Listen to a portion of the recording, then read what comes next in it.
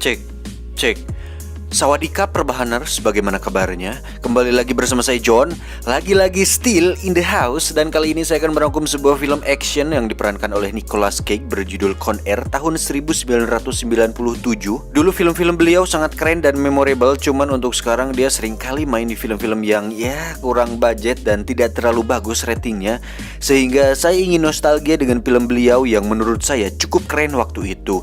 Jadi langsung saja pasang handsfree, meneriskan posisi rebahan, kencangkan celana dalam teh Yuli. Selamat menonton dan check it.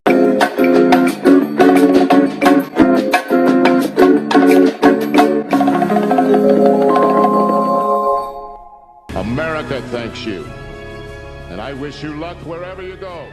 Kisah akan berfokus pada sosok tentara bernama Cameron Poe, tapi biasa dipanggil Cameron, di mana dia baru saja pulang dari tugasnya dan menemui sang istri tercinta yang kebetulan sedang hamil anaknya Pak RT.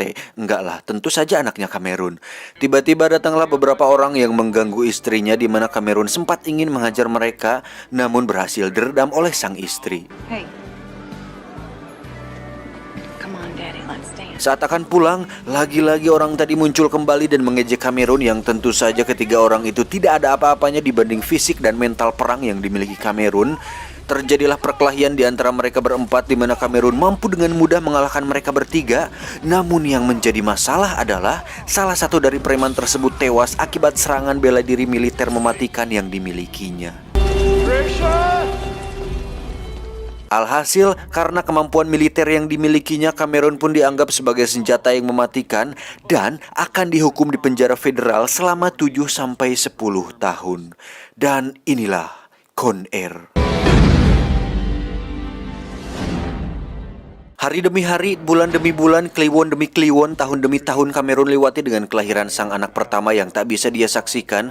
Namun sang istri terus setia menunggu sambil mengirimi foto-foto anaknya. Hal itu ternyata tidak membuat Cameron sedih, apalagi mewek di pojokan sel penjara. Melainkan dia terus berlatih dan fokus karena sudah terbiasa mendapat latihan keras selama di militer.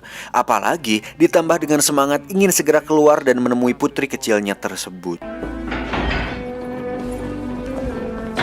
Cameron sendiri mendapat teman satu sel yang sangat manis bernama Mike. Ini orangnya, dan kebetulan hari ini adalah hari kebebasan Cameron sekaligus pemindahan beberapa tahanan termasuk Mike, di mana Cameron akan ikut naik pesawat bersama dengan para tahanan pindahan tersebut.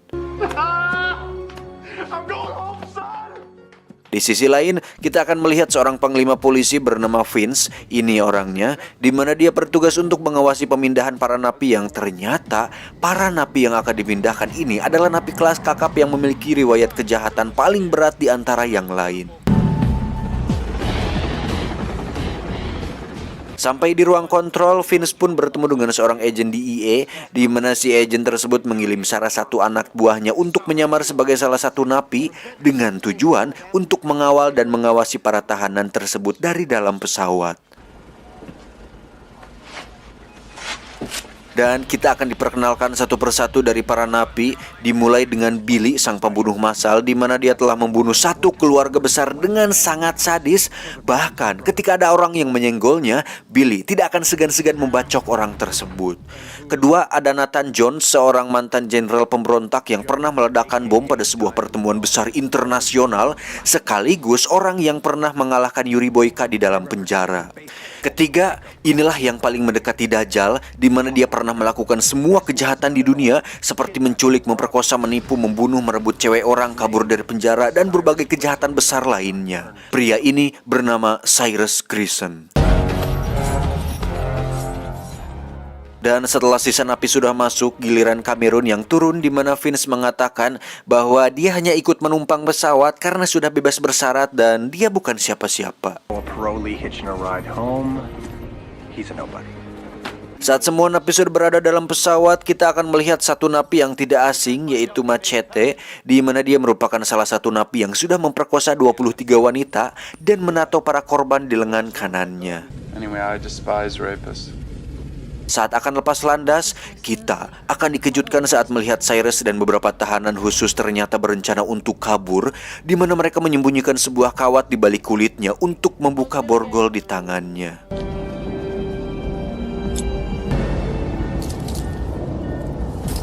Dan salah satu anak buah dari Cyrus pun menyembunyikan sesuatu di dalam tenggorokannya, di mana itu adalah sebotol bensin dan korek api untuk membuat pengalihan bagi para penjaga. Dan saat waktunya tiba, seluruh petugas pun dibuat sibuk sementara Cyrus dan Nathan keluar dari kurungan yang pada akhirnya berhasil menguasai pesawat tersebut. Dan itu cukup membuat Cameron emosi. Cyrus dan kawan-kawan pun memborgol para petugas yang tersisa, yang mana salah satunya adalah petugas perempuan, di mana Machete sangat ingin sekali menikmati tubuhnya, sehingga hal itu mendapat pertentangan dari Cyrus karena ini bukanlah waktu yang tepat. Relax, he's right. Not here, not now. Dan saat mereka semua sedang merencanakan untuk pemberhentian selanjutnya, tiba-tiba si agen DEA pun mengeluarkan pistol dan menyandera salah satu dari mereka, di mana Cameron mencoba untuk membuat si agen tersebut untuk tenang.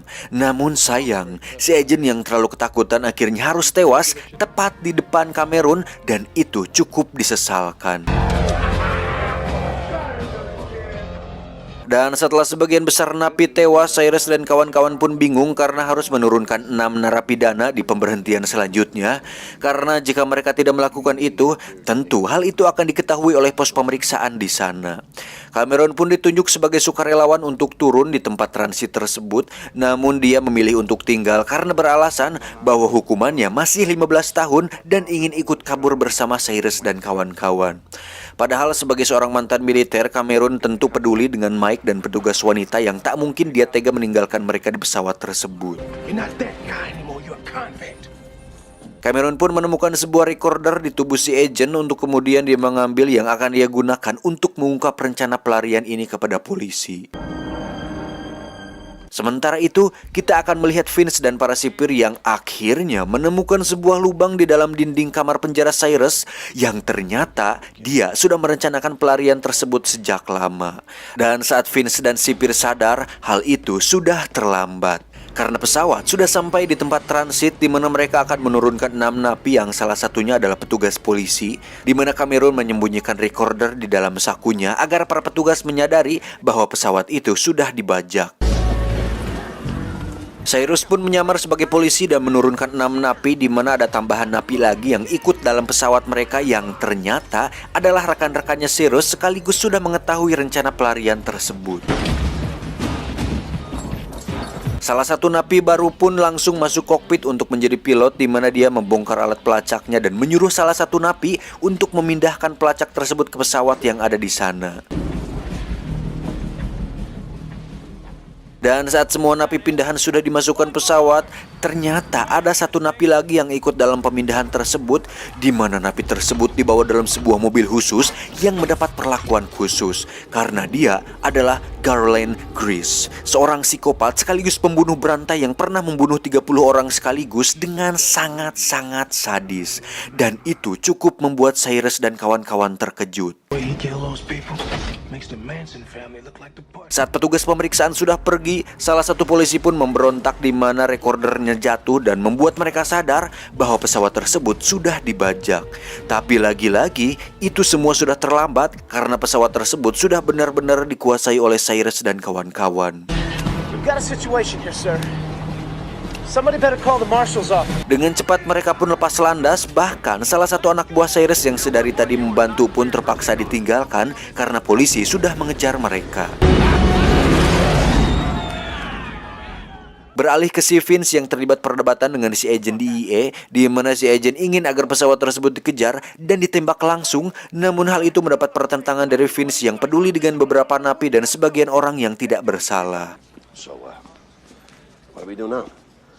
Kembali ke pesawat, Cyrus pun menyuruh Nathan untuk melepaskan Garland dari kurungannya, di mana Nathan nampak ragu untuk melepaskan sang psikopat paling berbahaya di dunia. Namun saat penutup wajahnya dilepas, ternyata Garland memiliki wajah yang tidak menyeramkan sama sekali. Cameron sendiri memanfaatkan kepercayaan Cyrus untuk mengetahui kemana tujuan mereka selanjutnya. Dan setelah mendapat informasi kemana mereka pergi, Cameron hanya tinggal mencari cara untuk memberitahu pihak berwajib tentang tujuan mereka pergi. Warner Airfield, Poe, middle of nowhere. That's our rendezvous point. Cameron pun kembali duduk bersama Mike yang terlihat kesakitan karena perlu kalian tahu bahwa Mike ini mengidap penyakit diabetes, di mana dia harus mendapat suntik insulin untuk meredam penyakitnya tersebut. Tak lama mereka pun melihat ke arah Garland Graylin yang memperhatikan mereka berdua sedang ngobrol, yang pastinya membuat kalian semua penasaran dan saya juga perihal seberapa berbahayanya dia sampai-sampai ditakuti oleh para penjahat. Hi, Garland. Beralih ke Cyrus yang mendapat masalah dengan roda pesawat, di mana dia menyuruh Nathan untuk memeriksa. Namun karena ingin menggawaikan si Cameron, Nathan pun meminta Cameron untuk menemaninya memeriksa ke bawah. Dan saat sudah di bawah, mereka pun terkejut karena di sana ada jasad anak buah Cyrus yang ditinggal tadi, yang ternyata menyangsang di lubang roda pesawat. Nathan pun menyuruh Cameron untuk membuang jasadnya, di mana dia sendiri ingin mengecek beberapa barang penyimpanan. Dan ketika Nathan sedang sibuk sendiri, Cameron pun berinisiatif untuk menuliskan pesan khusus kepada Vince, sekaligus menuliskan kemana tujuan mereka, agar saat jasadnya dijatuhkan, mereka yang di bawah bisa membaca pesannya tersebut. Jasad tersebut pun jatuh bebas dan mendarat tepat di sebuah mobil yang membuat sebuah kecelakaan beruntun. Selesai memeriksa bagian bawah pesawat, Cameron pun dihadang oleh Billy yang mulai curiga dengan identitas Cameron. Namun karena memiliki alasan yang cukup lihai, Billy pun percaya begitu saja. Hingga saat Nathan mengatakan bahwa di bawah ada kotak penyimpanan barang-barang, Billy pun memutuskan untuk memeriksanya, di mana Cameron mulai khawatir tentang identitasnya yang bisa saja terbongkar. He's a fount of misplaced rage. Beralih ke si Vince yang menemui istri dan anaknya Cameron untuk bertanya tentang kehidupan pribadinya, sekaligus meyakinkan siapa sebenarnya si Cameron ini. Dan saat Vince sudah mengetahui bahwa Cameron orang baik dan masuk penjara gara-gara membela istrinya, Vince pun semakin yakin bahwa Cameron bisa jadi kesempatan emas untuk menghentikan pelarian Cyrus dan kawan-kawan. To be a pretty strong reason to keep me on that plane. Tak lama muncullah asistennya yang memberitahukan bahwa ada sebuah pesan dari mayat yang jatuh dari langit, di mana Vince akhirnya mengetahui lokasi kemana pesawat pergi. Hingga saat dia menelpon si agen DEA, dia dan pasukannya tetap kekeh untuk mengikuti navigasi pelacak di pesawatnya yang kita tahu sudah diletakkan di pesawat lain. Dan saat Vince tidak mendapatkan helikopter untuk pergi ke lokasi pemberhentian pesawat, dia pun teringat dengan mobil sport mahal milik si agen DEA dan memutuskan pergi ke sana menggunakan mobil mahalnya itu. Kembali ke pesawat, di mana Billy akhirnya mengetahui siapa sebenarnya Cameron Fu, dan tiba-tiba muncullah Cameron yang langsung menyerangnya hingga perkelahian pun tak terelakkan. Dan sebagai mantan militer dengan kemampuan mematikan, Cameron bisa dengan mudah mengalahkan dan membuat si Billy tewas. Cameron pun kembali ke atas dan kembali ke tempat duduknya, di mana Graylin mengetahui bahwa Cameron sudah membunuh Billy. Secara dia adalah seorang psikopat yang sangat peka terhadap situasi seperti ini. Dan yang menarik adalah Graylin hanya duduk manis tanpa berbuat apapun di pesawat tersebut. Murdering 30 people, semantics or not, is insane. Vince sendiri sampai di lokasi lebih dulu, di mana dia langsung bersembunyi di tempat aman. Dan tak lama muncullah pesawat para napi yang mendarat darurat dan hampir saja menabrak sebuah tangki gas.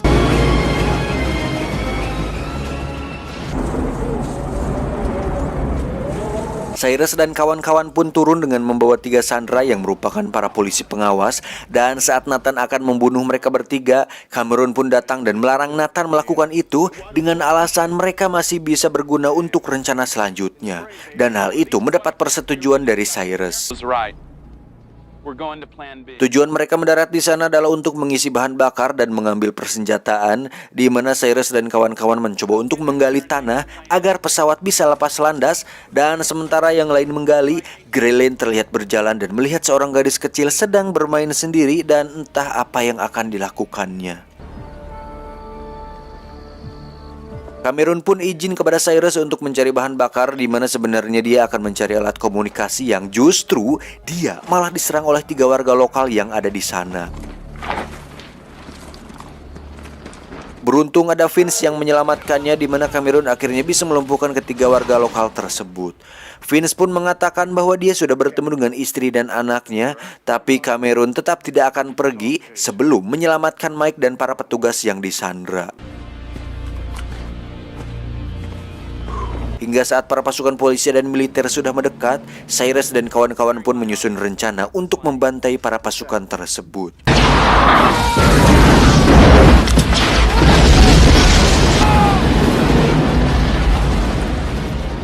Dan saat yang lain sedang berperang, Machete pun dengan santainya masuk ke dalam pesawat untuk memperkosa si petugas wanita, di mana Cameron tiba-tiba datang untuk menyelamatkan si wanita dari pengencerotan yang akan dilakukan si Machete ini.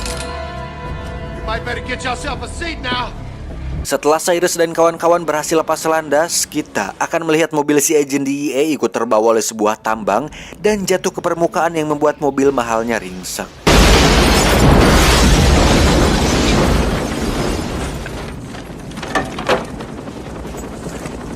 Kembali ke pesawat di mana mereka terlihat sangat senang karena tinggal selangkah lagi untuk menuju kebebasan, yang mana di situ ada Graylen yang sudah duduk manis di sana.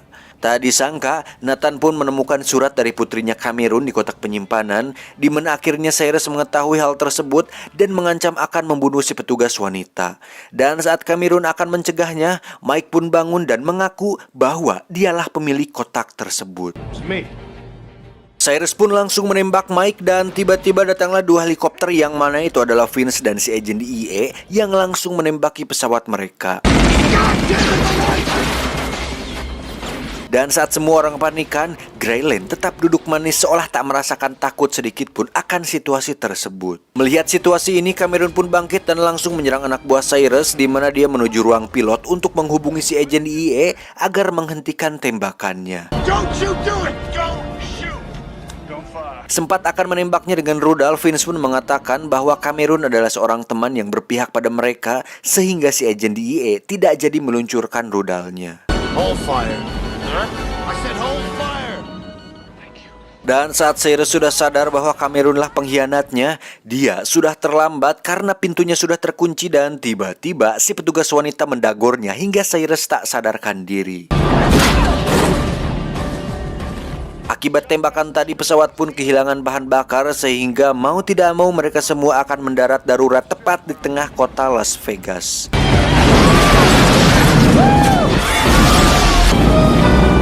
Oh, this is beautiful.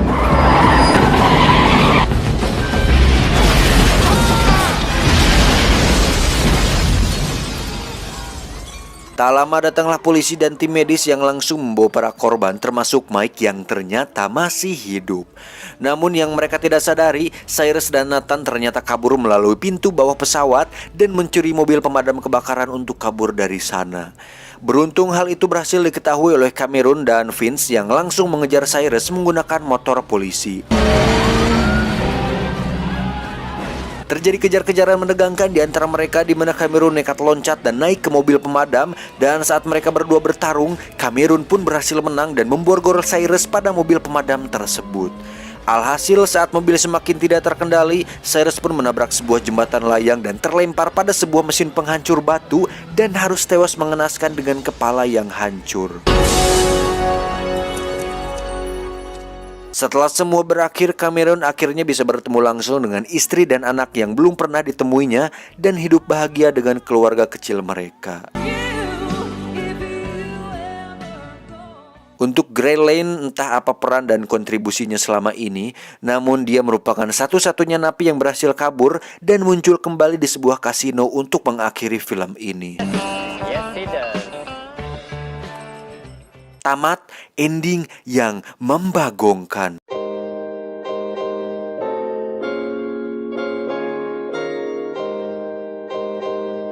Yap, cukup seru dan beradrenalin, apalagi diperankan oleh aktor-aktor terkenal sehingga setiap karakter sangat kuat sekali personanya. Untuk alurnya cukup simpel, hanya menceritakan Cameron sang tokoh utama yang berada dalam waktu dan tempat yang salah, di mana harusnya dia sudah bisa hidup bebas, malah terjebak dengan rencana pelarian para napi kelas berat ini. Terkecuali untuk Graylen, saya masih tidak habis pikir peran dia untuk apa di sini. Apakah hanya pemanis saja atau ada clue untuk film selanjutnya? Secara fisik dan ekspresi sudah masuk sebenarnya, tenang, kalem, tidak menunjukkan rasa takut atau tegang sedikit pun. Cuman kayak tidak diberi porsi lebih gitu, atau nggak dikasih satu aja adegan lah yang menunjukkan bahwa dia ini sangat berbahaya. Tidak ada, cuman yang Tapi memang ada satu adegan saat Greyland bermain dengan si gadis kecil dan terlihat bahwa cangkirnya pecah. Terus si gadis tiba-tiba hilang dan Greyland sudah di pesawat lagi. Cuman memang masih jadi pertanyaan, apakah Greyland membunuhnya atau membiarkan si gadis pergi?